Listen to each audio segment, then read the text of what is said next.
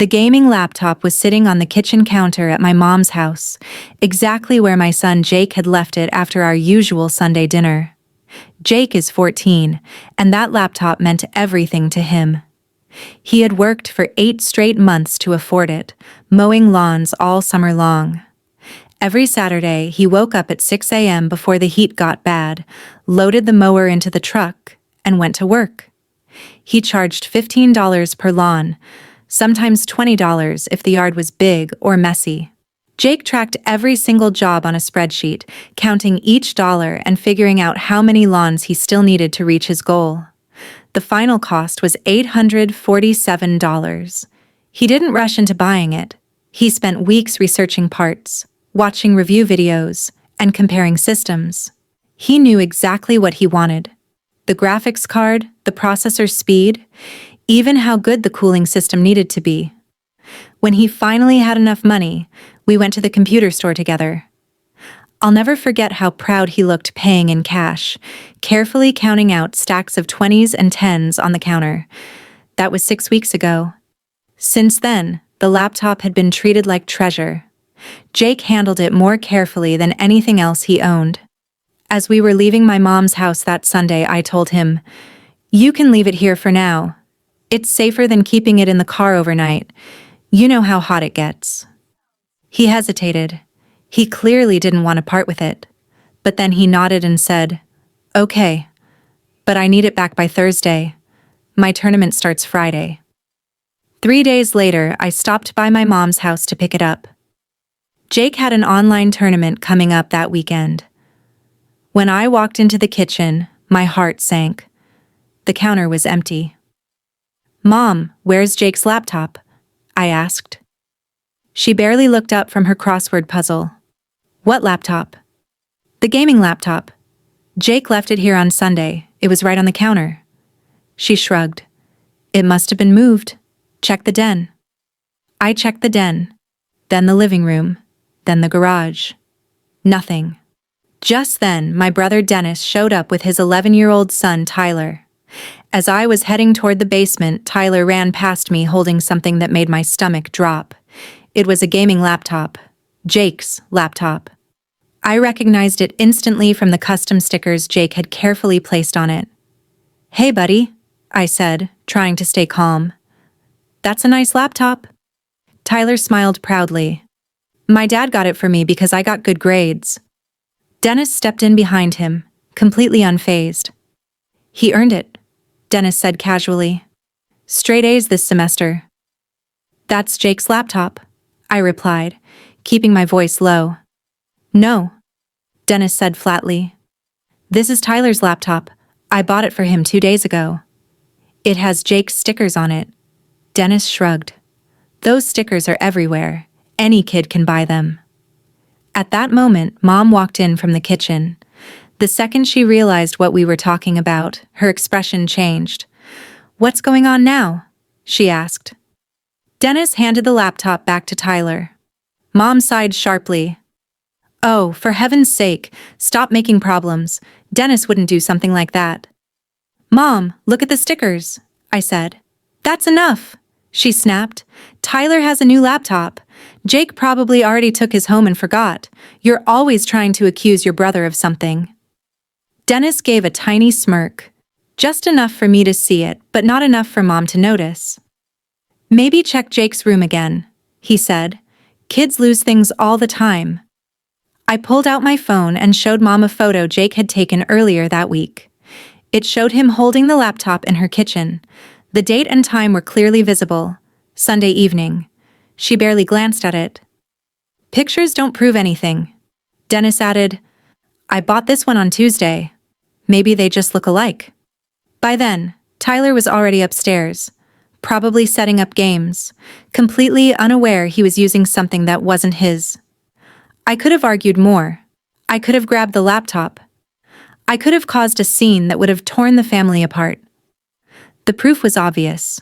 The stickers, the model, the timing. It all lined up. Instead, I just said, "Understood," and walked out. The drive home felt longer than usual. I kept replaying Dennis's smirk, How easily he lied and how quickly Mom dismissed everything I said.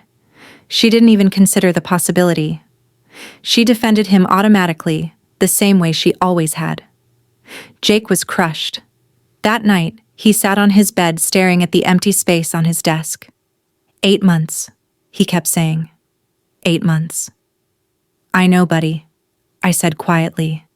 8 months of waking up early. 8 months of pushing that mower in the heat. Then he started listing them. Every lawn, every job. Mrs. Henderson's huge yard that took 3 hours for $15. Mr. Chen's barking dog. The Morrison house with that steep hill that made the mower feel twice as heavy. I saved everything, he said. I didn't even buy lunch at school so I could save faster. My throat tightened. Why can't you just take it back? He asked. Just go get it. Not without proof your grandma will accept, I said. I told her. I showed her the picture. She didn't want to believe it. He looked at me, and in that moment, he didn't look like a kid anymore. She believed Uncle Dennis instead of us. Yes, I said, and that's not okay. What Jake didn't know was this.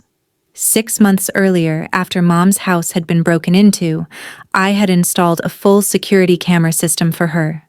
There were 4 cameras, covering the front door, back door, garage, and the side gate leading to the backyard. She asked me to set it up after someone broke a window and stole her TV while she was out at book club.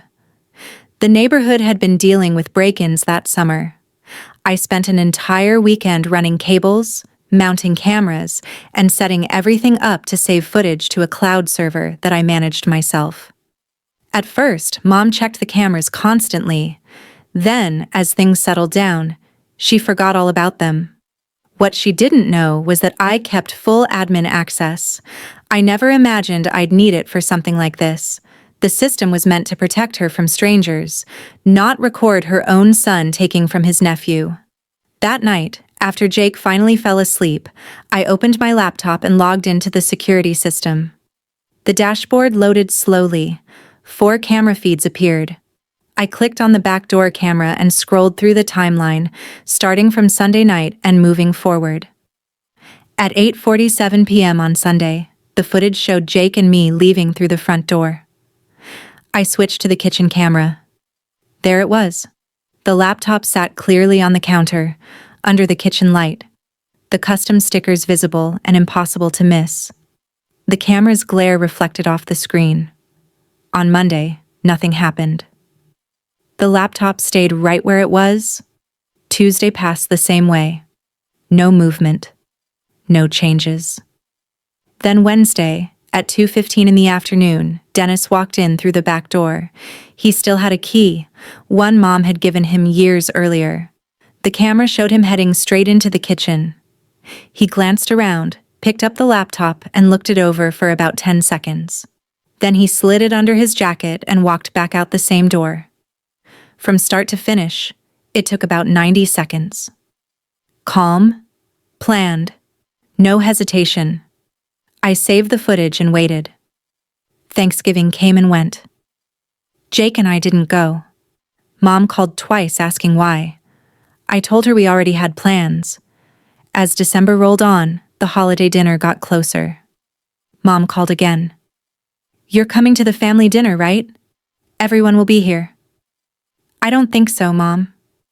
Don't be ridiculous, she said. Whatever problem you think you have with Dennis, you need to let it go. Family is family. We'll see, I replied. On December 23rd, she called again, this time more serious. I need to know how many people I'm cooking for. Are you coming or not? Why does it matter? I asked. Last time I was there, you made it very clear whose side you're on. I don't have sides, she said. You're both my sons, but you can't keep Jake away from his grandmother over a misunderstanding about a laptop. It wasn't a misunderstanding, I said. Dennis said he bought it for Tyler and you believed him. Because I do believe him, she replied. He wouldn't steal from his own nephew. Okay, Mom. So, you're not coming? I didn't say that. Jake and I will stop by for dessert around 7. Her voice softened immediately. Good.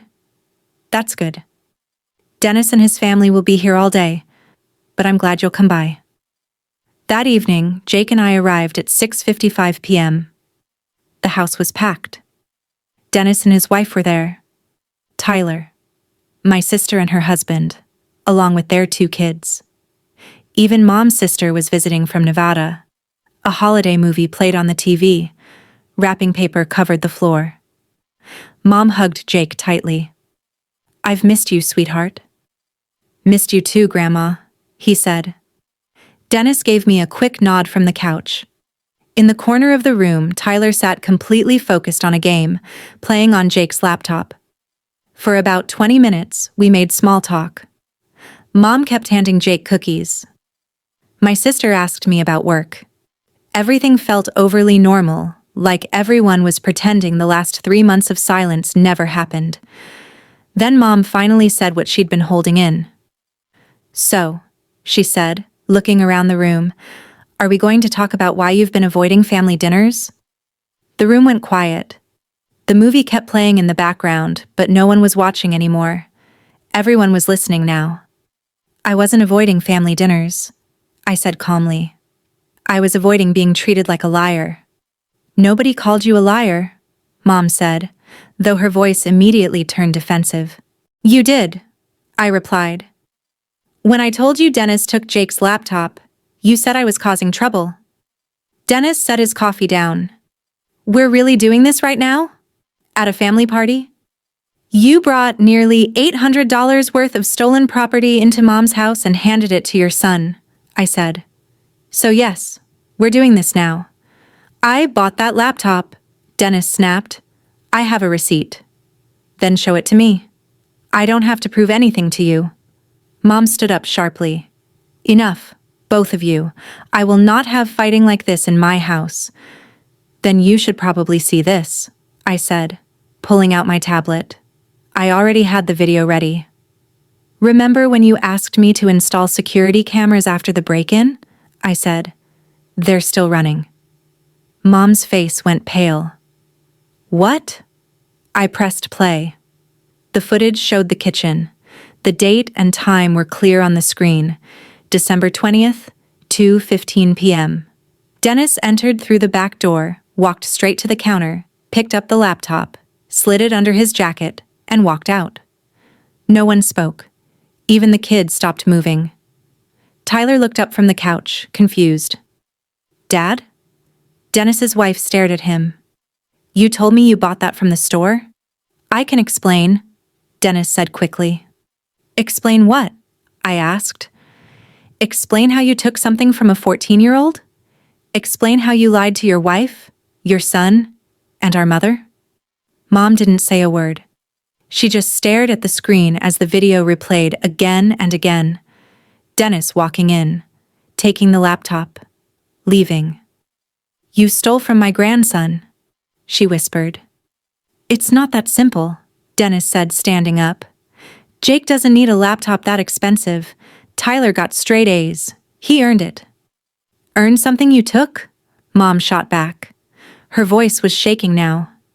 You used the key I gave you for emergencies to come into my house and take from your nephew. I didn't break in, Dennis yelled. I had a key. That key was not for this, Mom shouted. Get out. What? Get out of my house, you and your family, now. Dennis's wife was already gathering their things, her face red with embarrassment and anger. Tyler carefully placed the laptop on the coffee table, blinking hard like he was trying not to cry. This is ridiculous, Dennis said. All this over a laptop? No, Mom snapped. This is over you being dishonest. Over you making me accuse my own son of lying for 3 months. Months, Mom continued. Over teaching your child that taking something is okay if you can justify it. My sister had her phone out now, quietly recording.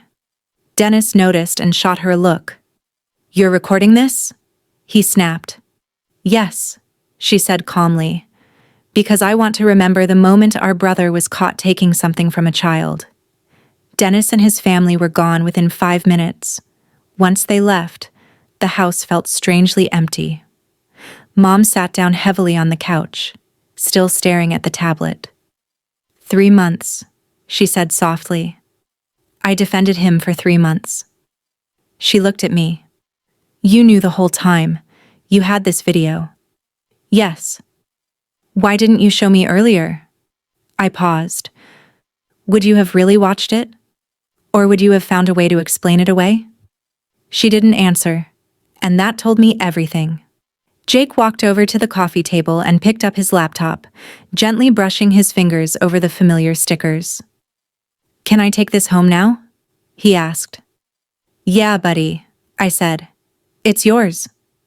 Mom looked at him with tears in her eyes. I'm so sorry, Jake. I should have believed your dad. I should have believed you.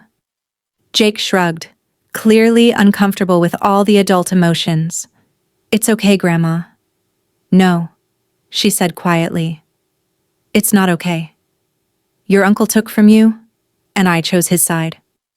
My sister spoke up. For what it's worth, I never believed Dennis bought that laptop. The exact same stickers? Come on. But you know how Mom gets when it comes to him. I'm right here, Mom said. I know, my sister replied gently, and you need to hear it. Dennis has been treated like the favorite since we were kids. He gets away with things because you let him. Mom didn't argue. She just sat there, looking older than I'd ever seen her. The rest of the evening was quiet. We ate pie. Jake showed his cousins a game on his laptop.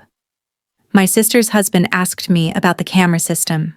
Around 9 o'clock, as Jake and I were getting ready to leave, Mom walked us to the door. I changed the locks today, she said. Dennis's key won't work anymore. Good, I replied, and I'm going to pay Jake back for the 3 months he didn't have his laptop. For the tournaments he missed. Jake's eyes widened. Grandma, you don't have to. I do, she said firmly. Your uncle took from you, and I allowed it. That comes with consequences. She hugged both of us, holding on longer than usual. In the car, Jake stayed quiet until we merged onto the highway. Dad? Yeah? Why didn't you just show Grandma the video right away? I thought about it, I said. But sometimes people have to be ready to see the truth. If I'd shown her back then, she would have found a way not to believe it. She had to choose first that she wanted the truth. That's complicated. Yeah, I said. Family usually is. He went back to looking out the window, the laptop bag resting safely on his lap. My phone buzzed, a text from my sister. Dennis is posting online saying you edited the footage. Just letting you know. I didn't reply. The people who mattered already knew the truth. Sometimes justice isn't loud. Sometimes it's quiet. A moment where someone finally sees what they've been avoiding. Sometimes it's just a laptop returned and a lock changed. And sometimes that's enough. Jake had his laptop back. Mom had her eyes opened. Dennis faced consequences. The rest would work itself out.